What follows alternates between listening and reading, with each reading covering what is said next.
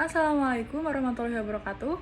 Perkenalkan, nama saya Hendra Ramadhani, NPM 2241151 kelas manajemen 22B.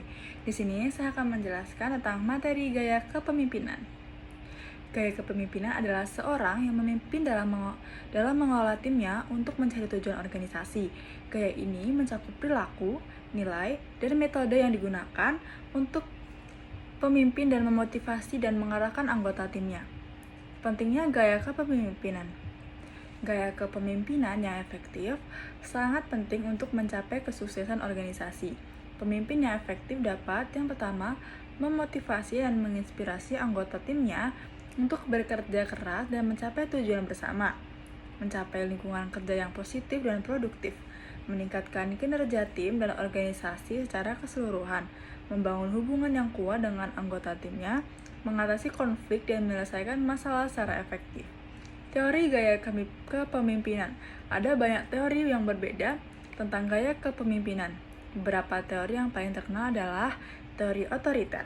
Teori otoriter adalah pemimpin membuat semua keputusan sendiri dan mengharapkan anggota timnya untuk patuh.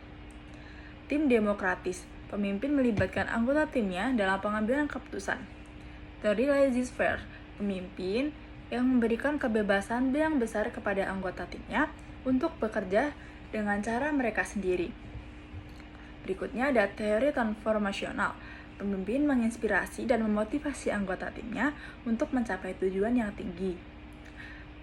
Teori situasional.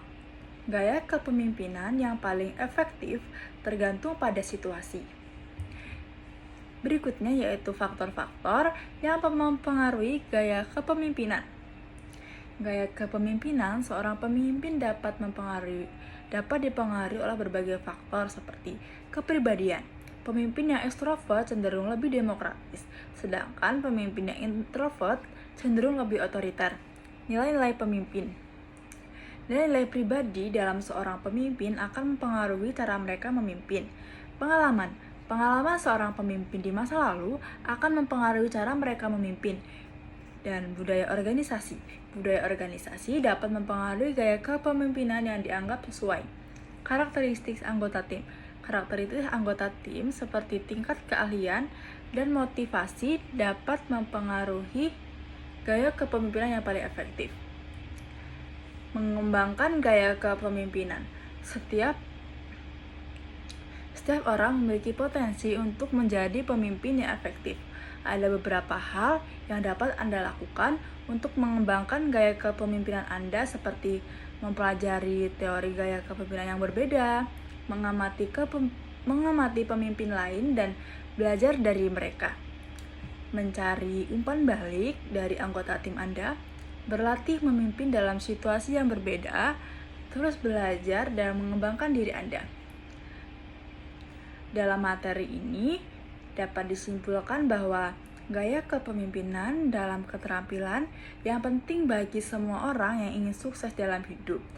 Dengan memahami gaya kepemimpinan yang berbeda dan mengembangkan gaya kepemimpinan Anda sendiri, Anda dapat menjadi pemimpin yang lebih efektif mencapai tujuan Anda.